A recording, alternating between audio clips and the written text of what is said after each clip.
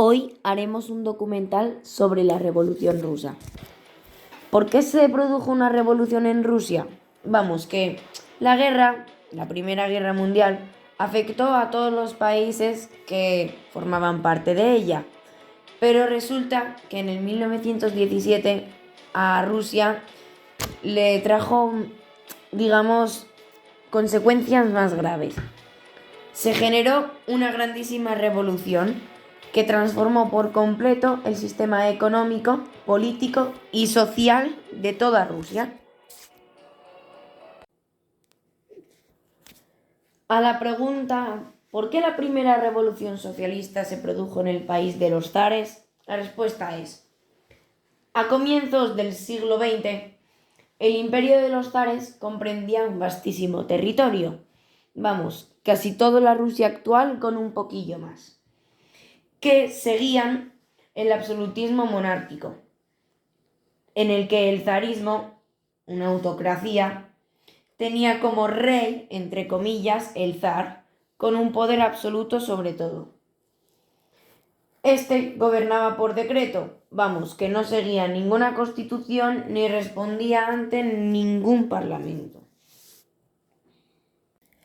Además, el zar, que era la máxima autoridad de la Iglesia ortodoxa, tenía una gran influencia sobre la población, vamos, que básicamente les mandaba. Y como la mayoría de ellos, el 80%, eran analfabetas, pues le seguían. Una fiel burocracia y un poderosísimo ejército tenían el control del imperio, mientras que la Iglesia ortodoxa, no católica, sino ortodoxa, constituía uno de los grandes pilares ideológicos del régimen. Por ejemplo, un ejemplo de un zar importantísimo fue Nicolás II y la zariana Alejandra Fidorovna en el 1964. Estos, que representaban todo el pueblo ruso, fueron aclamados como si fueran dioses, como si fueran divinidades, vamos, que tenían todo el poder. Más o menos parecido a lo que hacían los romanos con el emperador. A la pregunta ¿qué condiciones de miseria y desesperación condujeron a su población a la revuelta? La respuesta es: la economía y las estructuras sociales del Imperio ruso eran las peores y las más atrasadas de toda Europa, en la cual la agricultura básicamente constituía la principal actividad económica, pero la tierra estaba en manos de aristocracia privilegiada. Vamos, que pocos tenían el poder de las tierras y además eran muy ricos y muy poderosos. Además, en algunas zonas del imperio, como Moscú, San Petersburgo, Urales, se había iniciado un proceso industrial impulsado, en buena parte, por capital extranjero. Allí había surgido un numeroso proletariado industrial, vamos, que se agrandaron las fábricas, y casi la mitad de los obreros trabajaron en empresas de más de 500 trabajadores, por unos salarios también miserables. Además, a los campesinos, que eran la gran mayoría de la población, se encontraban sometidos a un régimen feudal desaparecido, la mayor parte de Europa, que los condenaba a unas condiciones de vida pues miserables. Y la servidumbre personal se mantuvo hasta el 1965, aunque se abolió el poder de la nobleza terrateniente, o sea, los propietarios de la tierra la mantuvieron intacta, como si no hubiese pasado nada. También, a comienzos del siglo XX, apareció un partido nuevo en Rusia, el liberal burgués. Se llamaba el Partido Democrático Constitucionalista, los denominados cadetes. Y en la izquierda, al contrario, se hizo el Partido Socialista Revolucionario, llamado eseristas, con gran influencia entre los campesinos. Una grande revuelta fue la revuelta del 1905. En 1905 estalló esta revuelta que exigía el fin de la autocracia. Se celebró una manifestación pacífica y el zar respondió con una contundente represión, el Domingo Sangriento. Pero esto no sirvió para nada, dado que las manifestaciones y huelgas siguieron haciéndose, y los trabajadores crearon unos consejos obreros y campesinos y soldados denominados soviets para organizarse.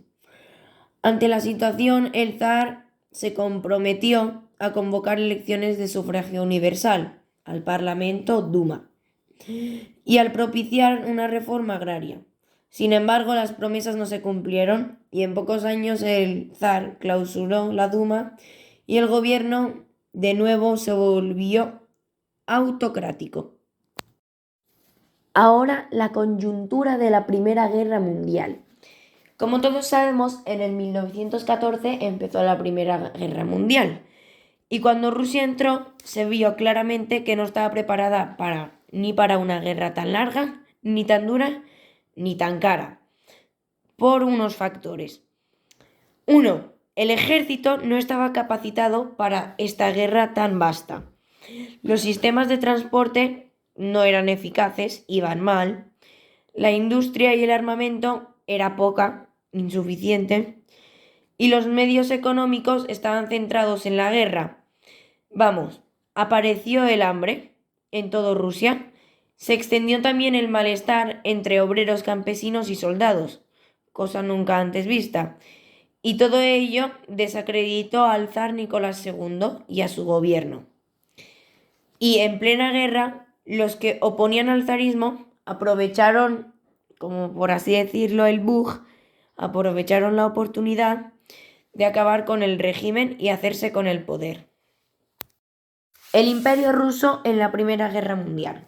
La situación interna era desigualdad social, había bastante desigualdad. El gobierno era autocrático, que quería decir que el zar, el rey, tenía poder absoluto. Y también la falta de libertades. Vamos, que como el 80% eran analfabetas, se creían todo lo que decía el rey. Luego, la coyuntura de la guerra era la carestía de alimentos, faltaban alimentos, desastres militares, los militares estaban mal organizados y motines en el ejército. Se revolucionaban. Ya está. En la caída del zarismo.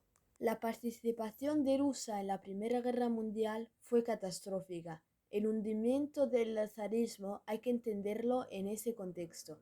Continuas derrotas en competencia militar, pérdidas territoriales, 12 millones de muertos, desmoralización de las tropas, desabastecimiento, subida de los precios y hambre de la población. El malestar consiguiente favoreció la aparición de focos de protesta entre el conjunto del pueblo y los grupos de oposición política. En febrero de 1917 estallaron en la capital manifestaciones espontáneas de mujeres en demanda de pan y paz. A estas quejas pronto se sumaron los obreros en huelga y otros grupos sociales. La represión fue contundente. El ejército sacó sus tropas a la calle, detuvo manifestaciones y la Duma fue clausurada. Pero las protestas continuaron y llegó un momento en el que los soldados, desobedeciendo a sus superiores, se negaron a disparar sobre los manifestantes. Era el final del zarismo. Nicolás II tuvo que abdicar y Rusia se convirtió en una república dirigida por un gobierno provisional de carácter liberal democrático. El gobierno provisional fue incapaz de imponer el orden y resolver las exigencias sociales cada vez más restringidas. El fin de la guerra, el abastecimiento de la población y el reparto de las tierras entre los campesinos. La Revolución de Octubre. Los bolivianos al poder. El gobierno provisional, presidido en su última etapa por Kerensky, fue muy impopular. Se negó a sacar Rusia de la guerra, no pudo poner en orden el país y veía como los soldados desertaban del frente para volver a sus tierras. En esas condiciones de desorganización total, se produjo el regreso de Lenin a Rusia. Como máximo líder del partido boliviense, planteó en sus tesis de abril el programa revolucionario, que se resumía en el eslogan "Paz, tierra y todo el poder a los sovietis". El 25 de octubre, según el calendario ruso, los bolivianos desataron la conquista del poder. Apoyados por los obreros del Petrogrado, formaron el control de los sovietis y de los centros más importantes de la capital y asaltaron el Palacio de Invierno, sede del gobierno provisional. El poder pasó a un consejo de los comisarios del pueblo, presidido por Lenin y con destacados militares bolivianos, como Trotsky y Stalin.